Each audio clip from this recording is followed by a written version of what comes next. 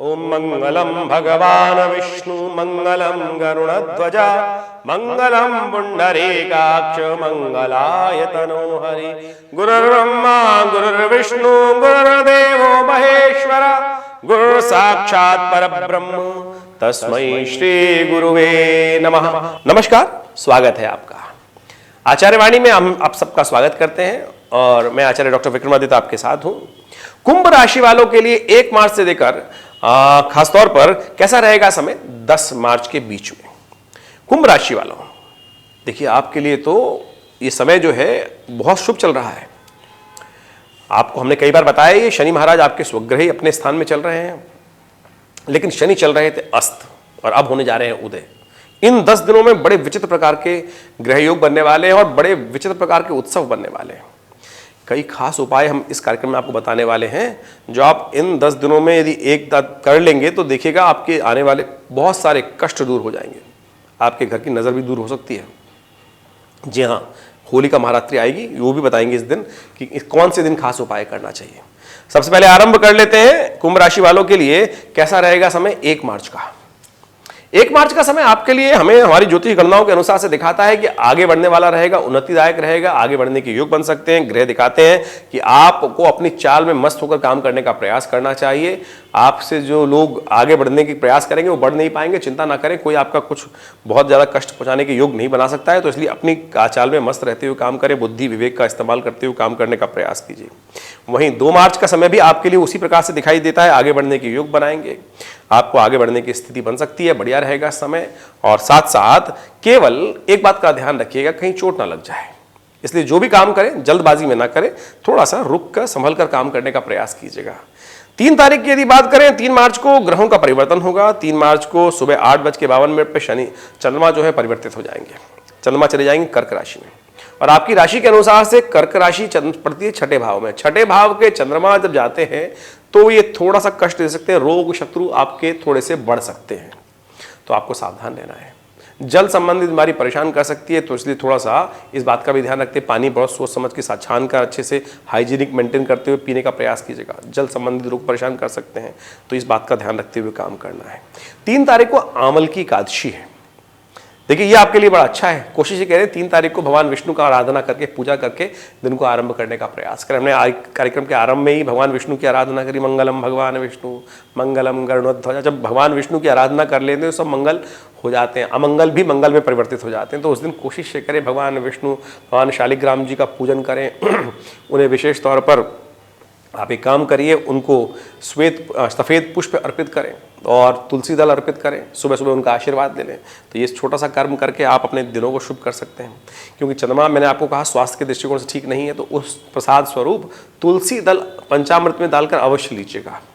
ये ऐसी चीज़ है, औषधि है, आपकी अनेक प्रकार की मल्टीविटामिन से बढ़िया चीज़ काम करेगी। और भगवान का उस वक्त एक मंत्र भी बोलते हैं पंडित जी, क्या कहते हैं? अकाल मृत्यु हरणम सर्व व्याधि विनाशनम विष्णु पादोत्कम पीत्वा पुनर्जन्म न विद्यते। यानी अकाल मृत्यु भी दूर हो जाती है, समस्त आदि व्याधि दूर हो जाती हैं, और विष्णु जी का चरणों तक जो है लेने के बाद पुनर्जन्म भी नहीं होता, मोक्ष प्राप्ति के योग बन जाते हैं। तो इससे बढ़िया क्या है? तो तुलसी दल से युक्त जल चरणामृत जो लेंगे आपके आदि व्याधि को दूर करने का सुंदर योग बन जाएगा। तो जहां ग्रह ने कुछ खराब किया तो साथ साथ ग्रह अच्छा भी योग बना रहे हैं, तो उस देव योग से आप उसका लाभ लेने का प्रयास कीजिए। तो आप चिंता ना करें इसमें, लेकिन रोग शत्रुओं से परेशान हो सकते हैं, इसलिए सावधान रहते हुए काम करने की जरूरत है। 4 तारीख के दिन बहुत आपके ग्रहों के योग जो है वो स्वास्थ्य के दृष्टिकोण से सावधान रहना ही रहना है, लेकिन शत्रुओं की चाल से भी थोड़ा सावधान रहते हुए काम करने का आपको प्रयास करना चाहिए।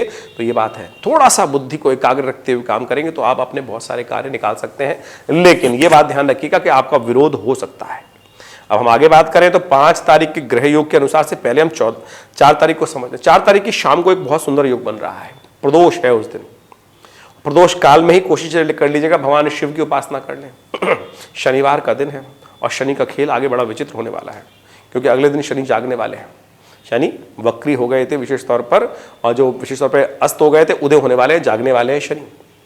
और शनि का जब खेल चलता है, लग्न में आपके चलेंगे, पिता के साथ चल रहे हैं, तो वो खेल बताएंगे आपको। लेकिन आप उस दिन एक उपाय कर लीजिए भगवान शिव, शनिवार का दिन है तो एक काम करें, आपकी राशि के अनुसार से सफ़ेद तिल आपको मिल जाएंगे, कहीं से बाजार से आराम से मिल सकते हैं। सफ़ेद तिल लेकर उनको गंगा जल में डाल दीजिए और उसके द्वारा भगवान का अभिषेक करें। शनिवार के दिन शाम को प्रदोष काल में ये एक छोटा सा उपाय शनि के बहुत सारे दोषों को शमन कर लेगा।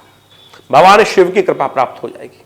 सौराष्ट्रे सोमनाथम च श्रीशैले मल्लिकार्जुनम उज्जैन्यम महाकाल ओमकार ममलेश्वरम इस स्तोत्र का पाठ करते हुए, द्वादश ज्योतिर्लिंग का श्रवण करते हुए, सप्त जन्म कृतम पापम स्मरणेन विनश्यति इस मंत्र का जप करते हुए, और ओम नमः शिवाय नहीं याद है तो ओम नमः शिवाय का जप करते हुए भगवान का अभिषेक प्रदोष काल में शनिवार के दिन शाम को प्रदोष तिथि के दिन ये करने का प्रयास कीजिए। देखिए आपके कष्टों को दूर करने के अद्भुत योग बनेंगे। शास्त्रोक्त उपाय है, प्रदोष काल है, समस्त दोषों को दूर करने वाला काल है, तो कोशिश करें इसको कर लीजिए। ये बहुत सुंदर योग बन रहा है बाई चांस आपके कष्टों को दूर करने के लिए। 5 तारीख को ग्रहों का परिवर्तन, जो शनि उदय हो रहे हैं शाम को 6 बजे, ये आपके लिए बड़ा सावधानी वाला भर है, क्योंकि सावधानी लग्नेश है, आपके राशि का स्वामी है, तो इसलिए अच्छी बात है। लेकिन सूर्य के साथ चल रहे हैं, 20 दिन से सूर्य ने उनको अब उस राशि पर आने के बाद से अस्त कर रखा था। वैसे तो शनि अस्त चल रहे हैं 30 जनवरी से, लेकिन शनि जो सूर्य यहाँ आए वो 13 तारीख के आसपास आए, उसके बाद एक ही राशि में एकत्र हो गए तो द्वंद्वात्मक स्थिति बन गई। दोनों विरोध, परस्पर विरोधी स्वभाव के ग्रह, और वो विशेष तौर पे विश्व के लिए किसी प्रकार भी ठीक नहीं है। और इस समय शनि उदय जब हो जाएंगे तो बड़ा विचित्र प्रकार का खेल रच सकते हैं पूरे संसार के लिए। द्वेष, राग, अनेक प्रकार के दोषारोपण, राजनीतिक दृष्टिकोण से उठापटक। देखिए आपका घर संसार तो छोटा सा है ना, कुटुंब है, परिवार है, व्यवसाय है, तो वहां पर भी ना द्वेष हो, उसके लिए ये उपाय हमने पहले बता दिया, उसको अवश्य करने का प्रयास कीजिएगा। और थोड़ा सा शनि और सूर्य परस्पर बिल्कुल जागृत अवस्था में शक्ति संपन्न होकर आपके लग्न में विराजमान हो गए, यानी राशि के मुख्य स्थान पर विराजमान हो गए, तो वहां द्वंद्वात्मक स्थिति उत्पन्न कर सकते हैं। तो आने वाले 10 दिन थोड़े सावधान रहते हुए, बुद्धि को स्थिर रखते हुए, क्रोध, सूर्य वहां बैठ के क्रोध बढ़ा सकते हैं, शनि वहां बैठ के जिद बढ़ा सकते हैं, तो इन बातों को ध्यान रखते हुए। और 2 परस्पर विरोधी स्वभाव के ग्रह आपके द्वितीय भाव में भी बैठे हैं, जो इन्हीं दिनों योग बना रहे हैं। बृहस्पति और शुक्र जो है आपके धन स्थान पर, कुटुंब स्थान पे, तो कुटुंब स्थान में भी घर परिवार, मैं इधर जाऊंगा वो उधर जाएगा, कोई और उधर जाएगा, तो ऐसी स्थिति बन सकती है। सबको शांत करने का प्रयास कीजिएगा, तो यदि कर लेंगे तो बहुत अच्छा रहेगा। उसके अगले दिन ग्रहों का योगा योग जो बन रहा है बहुत 6 मार्च को जो है विशेष तौर पे सत्यव्रत है। कोशिश करें भगवान का सत्यनारायण की पूजा भी कर ले, उनका व्रत कर ले, बड़ा अच्छा रहेगा। 7 मार्च को बड़ा सुंदर योग बन रहा है साहब। हम सब चाहते हैं कि हमारे घर में जब वातावरण हो तो शुद्ध हो जाए। पता नहीं कई बार क्या होता है कि हम घर में घुसते हैं, घर में घुसते ही क्रोध, घर में घुसते ही मन बढ़िया था, घर में घुसते ही ठस दिमाग हो गया, घर में घुसते ही गुस्सा आने लगा, और यह हर रोज हो रहा है। कारण आपके मन में भी आया हुआ कहीं कोई नेगेटिव एनर्जी तो नहीं आ गई, आ जाती है। एनर्जी है, पॉजिटिव भी हो सकती है, नेगेटिव भी हो सकती है। बहुत सारे लोगों को आप घर पे लाते हैं, बहुत सारे रिश्तेदार भी आते हैं, कुछ अच्छे स्वभाव वाले होते हैं, कुछ ईर्ष्या वाले भी होते हैं, कुछ नजर भी लगा जाते हैं। उसी को दूर करने के लिए भारतीय ऋषि मुनियों ने बड़े अनेक प्रकार के उत्सव बनाए। होली का महारात्रि का दिवस है 7 मार्च का। तो कुंभ राशि वालों, आपको करना है एक उपाय, शास्त्रोक्त उपाय है। सफेद तिल आपके कष्टों को दूर करने के योग बना सकते हैं। कोशिश ये कीजिएगा करीब करीब इन होली का दिनों में 1 मार्च के आसपास से, वैसे तो होली अष्टक से ही कर देते तो बहुत अच्छा होता, लेकिन 1 मार्च के आसपास से ये काम कर लीजिए। आप अपने घर में या उसी दिन कर लीजिए, कम से कम उतना ही कर लीजिए।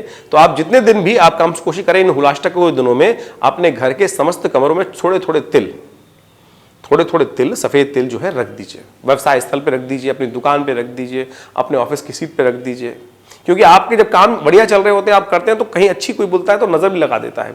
उन सब कष्टों को दूर करने के लिए ये उपाय हम बता रहे हैं आपको। तो उस सफेद तिल को एकत्र करके बाद 7 तारीख की शाम को उनको एकत्र कर लीजिएगा जब होली चले। इस बार होली चलेगी शाम के समय क्योंकि उस दिन भद्रा नहीं है। तो शाम के समय जब होली चले तो अपने सिर पर से वार कर ओम नमः शिवाय का जप करते हुए उस अग्नि में ऐसे नहीं फेंकेगा, इस प्रकार से अर्पित कर दीजिएगा। देखिएगा आपके कष्टों को दूर करने के अद्भुत योग बनेंगे और सब घर की अलाएं बलाएं इत्यादि नेगेटिव एनर्जी सब दूर हो जाएंगे। ये नेगेटिव एनर्जी होती है, नजर होती है, आप भी जानते हैं। जब छोटे होंगे ना, जब बच्चा छोटा होता है तो देखती दूध नहीं पी रहा होता, और जब माँ कहती है कि अरे इसकी नज़र उतार दो, वही मिट्टी उठा के थोड़ा सा उसके ऊपर से फेर देते हैं, थोड़ा सा, बिल्कुल बच्चा एकदम शांत हो जाता है। बिल्कुल प्रत्यक्ष प्रभाव है, भारतीय ऋषि मुनियों की खोज है। मॉडर्न साइंस उसको नेगेटिव एनर्जी के रूप में कह देती है, और आजकल तो बड़े बड़े शोशेबाज इकट्ठे हो गए हैं, कहीं लेके जाएंगे, देखिए नेगेटिव एनर्जी कहीं से कुछ होती है, मीटर दिखाते हैं। अरे छोटा सा उदाहरण मैंने आपको उपस्थित किया कि घर में घुसते ही बिल्कुल दिमाग ऐसा काम करना बंद कर दिया, तो एनालाइज आप भी कर सकते हैं। तो तो इस प्रपंच में ना फंसे, सीधा तरीके से काम करने का प्रयास कीजिए। इसको करिएगा, देखिएगा। दीपावली महारात्रि, होलिका महारात्रि, शिव महारात्रि, ये सब सिद्ध रात्रियां हैं। तो इस समय में छोटे छोटे उपाय आपके जीवन के कष्टों को दूर करने के योग बना सकते हैं। तो इसको कर लीजिएगा। और मैं आपका दावा करता हूं कि जब आप इस उपाय को करने के बाद वापस घर में आएंगे तो देखिएगा आपका दिमाग बिल्कुल शांत हो जाएगा। फिर आपको वो नेगेटिव एनर्जी जो एकदम लगेगा ना, आप अनुभव कर सकते हैं इस उपाय को करने के बाद कि आप स्वयं अनुभव करेंगे कि वो भाव, वो जो कष्ट का भाव था वो दूर हो गया। तो ये छोटा सा उपाय, वो क्या है ना, प्रत्यक्षम किम प्रमाणम, तो आप करने का प्रयास कीजिए। देखिए आपको आपके कष्टों को दूर करने का अद्भुत योग बन सकता है। ये बहुत सिद्ध रात्रि है, इसका लाभ लेने का प्रयास करना चाहिए। फिर चंद्रमा आगे चलेंगे, ग्रहों के दृष्टिकोण आगे बढ़ेगा। और 8 तारीख की यदि बात करें तो 8 तारीख को चंद्रमा सुबह सुबह आपके लिए प्रवेश करने वाले हैं, विशेष तौर पर कन्या राशि पर। कन्या राशि आपके लिए विशेष तौर पर क्यों प्रवेश करेंगे जब चंद्रमा, तो आप ये समझें कुंभ राशि वालों, आपके लिए थोड़ा सा स्वास्थ्य के दृष्टिकोण से ये समय भारी दिखाई देता है। तो आपको विशेष तौर पे थोड़ा सा ध्यान रखते हुए, स्वास्थ्य का ध्यान रखते हुए काम करने की जरूरत है। तो आप थोड़ा सा मन को शांत रखते हुए काम करिएगा, स्वास्थ्य का ध्यान रखिएगा, क्योंकि उस दिन होली भी, खेलने वाली होली है। तो आप ध्यान रखिएगा, स्वास्थ्य का ध्यान। कहीं ना कहीं कष्ट हो सकता है और कहीं पैर फिसल सकता है, कमर में चोट लग सकती है, ग्रह योग इस प्रकार के दिखा रहे हैं। थोड़ा सावधान रहते हुए, आंख का ध्यान रखते हुए काम करने का प्रयास कीजिएगा। ये थोड़ा सा आपके लिए इस प्रकार से ये ग्रहों का योगा योग थोड़ा भारी दिखाई देता है। तो क्या करें उपाय? होली का दिन है, विशेष तौर पे एक उपाय करने का प्रयास कीजिए।